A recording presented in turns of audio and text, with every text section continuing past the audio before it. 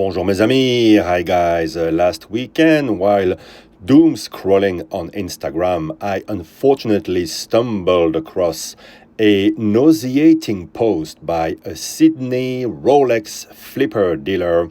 You know, the barely out of adolescence type that rides the hype bandwagon to snatch his 10% on top at your expense. Let's hear it from the Watch Guy J, a very original handle. Can I take my watch I bought from you to a Rolex store? Hell no, what's wrong with you? Can you, Harris? Can you? Do not ever do that, please. We do not encourage this because we do get our watches straight from the source sometimes, okay? They come from the ADs to the clients to us, and we try to do our very best to protect the identity of our clients. And by doing that, you end up getting our clients banned and blacklisted forever. Yeah. I know some people who can't get their watches from the AD, they kind of saying, yeah, good, I don't care. For us, we're trying to make a living out of it and also want to maintain our clients' relationships. That's definitely something that we are highly against. What would the reason be why they're going to the AD after they purchased it? Probably want to get a size, they want to get checked. Sure, we can do that. We do that. We've got toolkits that we can, professionally do that all for you without screwing it up, If you're worried about the authenticity, go take it to a watchmaker. They'll open it up, check it, make sure everything's all done to avoid those things happening. Because like you said, the last thing we want is one of our VIP clients or whatever saying, why is my AD calling me saying, why are you selling your data? Can I take my watch I bought from you to a Rolex store? Hell no, what's wrong with you? Hell no, what's wrong with you? Hell no, what's wrong with you? There you go, adding insult to injury. Not only this guy participates in scamming you into overpaying for that one lousy Rolex you really want, but he forbids you to bring it to a Rolex shop because he must protect the VIP flipper who's getting the watch you want, while that VIP doesn't want it and wants to profit at your expense. Why is the authorized dealer selling that GMT Master 2 bad girl to the VIP, who by definition already has a bunch of watches and a few Rolex? Because ADs are stupid, lazy, scummy, and benefit more from selling all the watches to the very few rather than servicing many different buyers. That way, the illusion of scarcity is upheld, and they get their cut of the profit on the way, either in cash under the table or in commissions on selling other products. And it's a chicken and egg situation. The more you buy, the more valuable you get, and you end up being offered Rolex you didn't even ask for, while the plebs is left complaining on, and that increases the mystique. The comment section for this post on Instagram is blasting this nauseating dealer, as you can expect.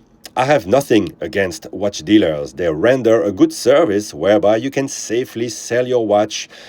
They take the risks and go through all the trouble, and you get your cash. However, in the case of brand new in-demand Rolex watches, they assume very little risk and just contribute to the global scam. Of course, this scam would not work if there were not people who buy the watches, but I can understand that if you just want the one or two models that you really like and wait years for them, eventually you just bite the bullet. And the dealers, the VIP flippers, the intermediaries, and the ADs get paid. Thank you very much, sucker. Now, what is the dealer saying here? Do not bring the watch you bought from me back to the AD for sizing the bracelet, for example, or authenticating the watch.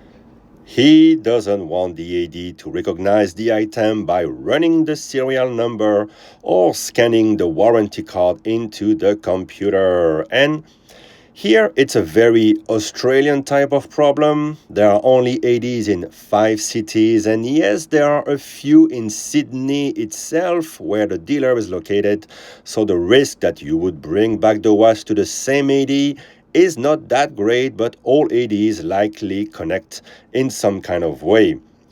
The supply is the main issue with Australia. Unlike Hong Kong, there are strict import laws, and as a result, dealers will need to buy more local watches.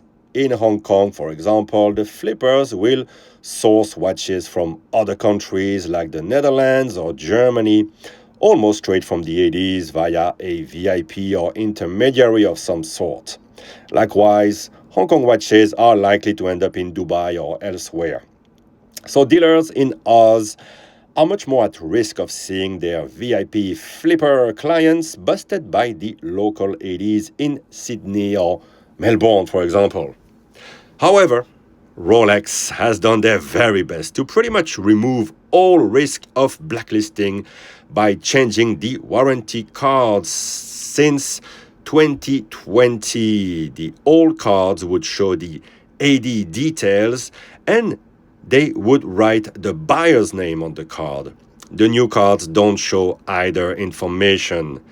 I'll be fair and assume that this is because of some stupid Eurocrats who came up with moronic consumer identity protection laws.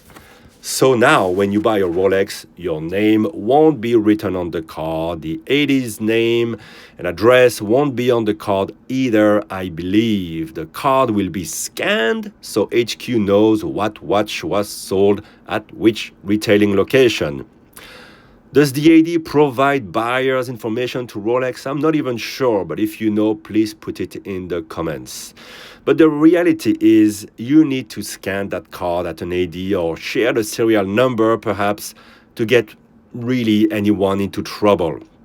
So the risk of getting blacklisted is unfortunately very low now. And it plays into the hand of Rolex because the mystique of scarcity for products made in the tens of thousands can keep going on for now, and along with it, the ecosystem of skullduggery. Having said that, if you do buy a brand new Rolex from this or any other dealer in Australia or elsewhere, please do bring it to an authorized dealer and ask them to scan the card to verify the authenticity. Explain where you got the watch from, and hopefully it will get someone out of the aforementioned ecosystem.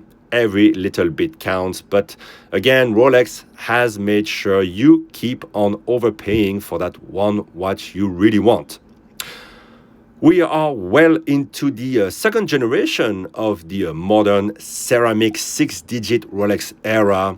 So I would advise, rather than buying the 12XXXX model, to look around and buy the almost identical and running a tried and tested caliber 11XXXX reference instead, that will come at a better price and sometimes with features that were a bit nicer.